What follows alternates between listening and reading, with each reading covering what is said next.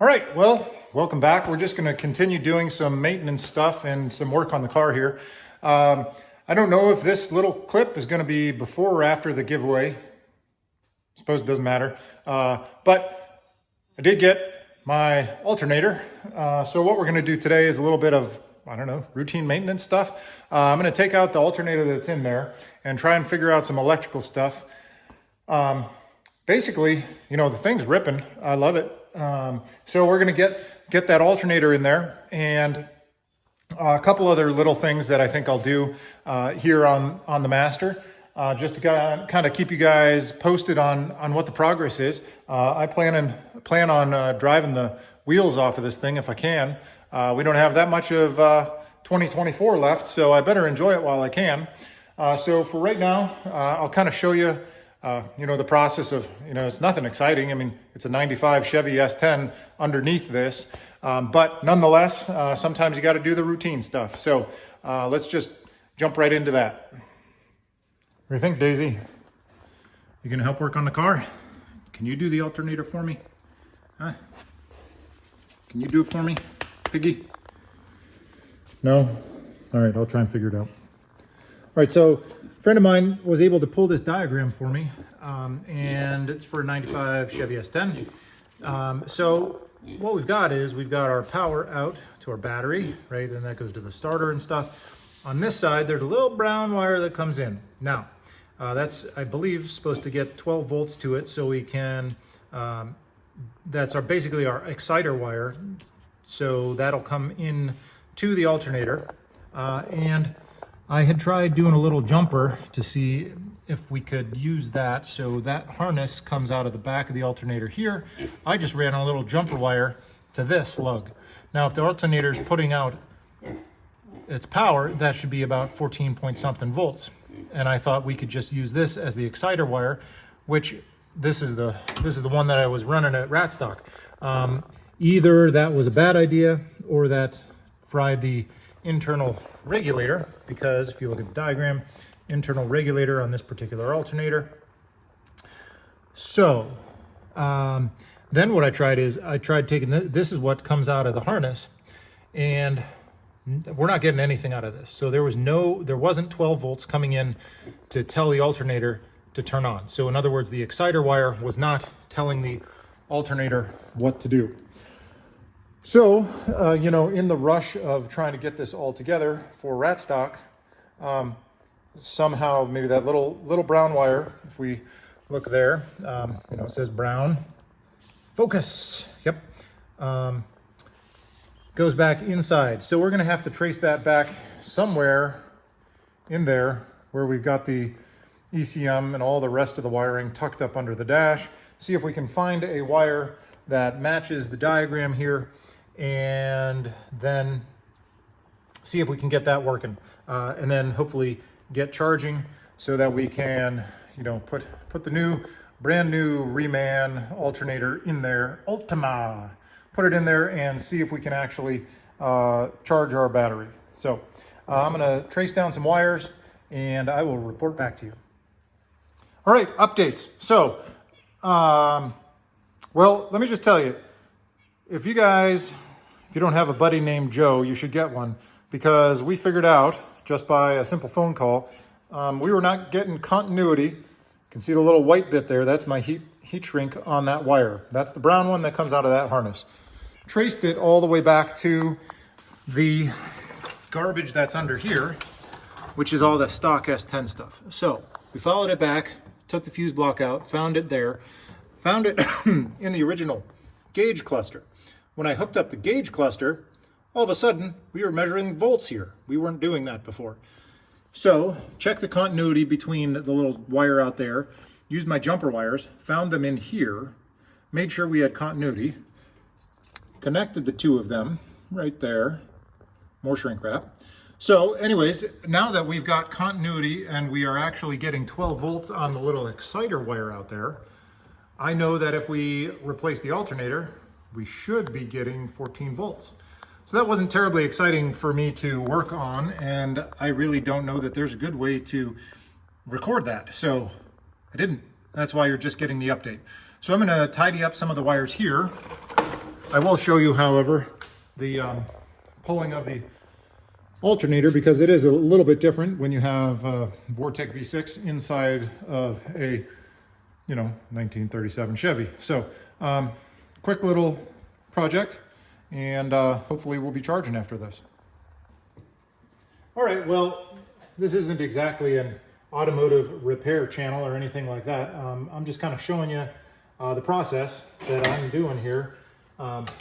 Basically, I'm just going to loosen everything up here, get the old alternator off.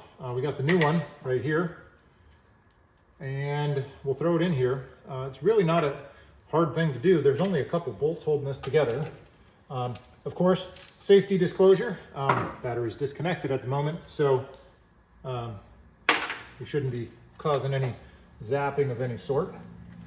There's just, on this particular engine, there is just your positive lug, and then the exciter wire is on this connector here. And then on the front of the engine, as I recall, this one's a 10 millimeter. Before I do that though, I'm going to get my breaker on the pulley, or I mean on the tensioner pulley there, and I'm going to loosen that. And I got a bungee cord here. I'm just going to hold that belt up out of the way. So I'm going to go over to the other side. I've already done this 3 times, so I kind of know the process. So what I'm going to do here, I'm just throwing my bungee around here. This is just to keep, because I don't really want to try and do that serpentine belt with the limited room I've got under the doghouse here. So loosen that, bungee that, comes off of there, holds my belt up and out of the way.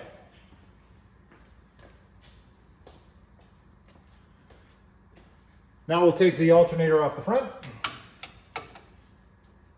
and there's just 2 bolts on this, one on the front and one on the back. And actually, it was, I think one of the viewers in New Zealand mentioned to me, check your ground, and I never really thought that would be an issue because it's bolted to the engine, except for the fact that the way the alternator is bolted to the Vortec V6, there is this aluminum bracket that it bolts to. That wouldn't be grounded. So, sorry for the noise in the background, that's Josh going somewhere. He's got the Loudener on his truck instead of the muffler. So, anyways, getting back to it, thought there shouldn't be an issue with grounding, except last I checked, aluminum is non-ferrous and you wouldn't get a ground through it. So what I did is I just ran this little wire here and I grounded it right to the top of the engine block here. So we're out. Let's put the new one in.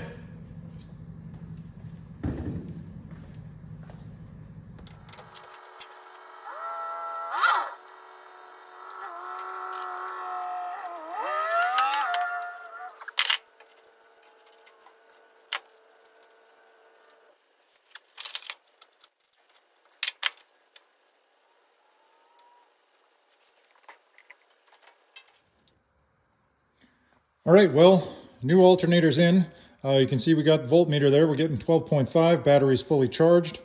So I'm gonna go grab the key, push her forward, and hopefully we're gonna see that jump to 14 point something. So, hey, let's find out.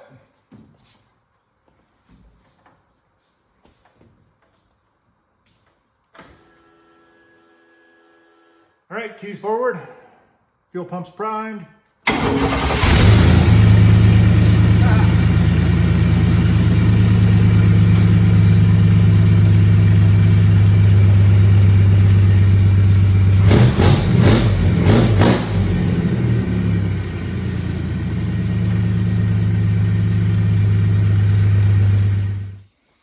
You know what, sometimes it's just a little win like that really, kind of keeps you moving on a project.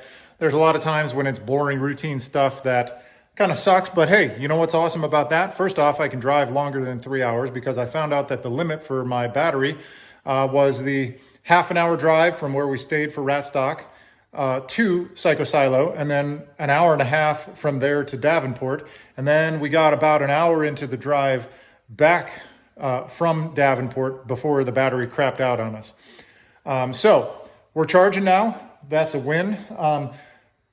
Tonight is supposed to be the last cruise for the Blair County Antique Auto Club. So if I can convince my girls to let me drop them off in this thing, I'm gonna maybe go for a cruise and head out tonight. It's damp, it's been drizzly all day, but you know, if it's not raining in about an hour or two, I'd like to go hit the last cruise of the year. So I'm gonna clean this stuff up here and see if we can head out tonight. So I don't know, to be announced, but I'll clean this stuff up and keep moving along. Well, we went to the cruise inn last night, and it turns out that we were one of maybe a half a dozen cars there. This weather has absolutely sucked. It has rained every single day since Ratstock. So took the car there, totally awesome. Pulled in, parked, lowered the airbags, and basically it was like a magnet. Everybody who was there, which again, we're talking about, you know, there were half a dozen cars, maybe 20 people. But it was cool. Everybody wanted to check it out. I think it's still an awesome looking ride. So I'm super glad that I built that. But what we got today was actually a package for the Model A drag rail car. So we're gonna open that box and take a look at what we got in there. Should be a brand new intake and lake style headers. Again, TROG, the Race of Gentlemen, is this coming weekend. I focused all my effort on building that, and there's no way that this is going to be done for this year. Also, Fall Carlisle is this year, so maybe we can hit that on the way out to TROG and see if I can find a head, because the high compression head that I wanted, it's been on order from a guy who has a connection at a foundry, and he's waiting on like 2 dozen of them to come in that he can finish. So that's a work in progress. So I just don't think that I'll finish this.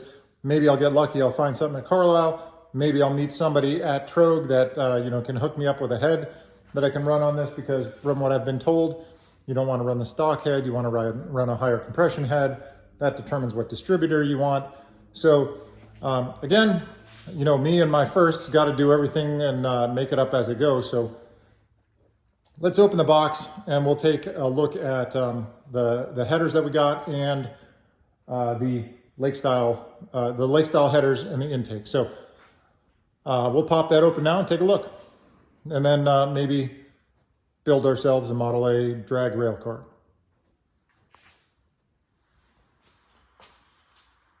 So as if Ratstock wasn't its own unique event, I find all these interesting things to go to. And TROG is the Race of Gentlemen. It's awesome because it's pre-war drag racing on the beach in Wildwood, New Jersey. I'll put a link in the description. You can check it out. So I did the old interweb search for, you know, building a drag. So a rail car is basically, it's just the frame from a Model A. And then, you know, typically you modify it, you put some bigger, you know, aggressive tires on the back, skinny tires up front. You're running basically a Model A frame, and you can hop it up a little bit, old school style, like a drag racer from the you know, original, the OG hot rodding times. So I learned about it, I don't know, YouTube, or actually it might have been on Haggerty, the Drivers Club. That's the Haggerty Insurance, what do you call it? Haggerty Insurance. That's where I, you know, insure my classic cars through. So anyways, read about it in the magazine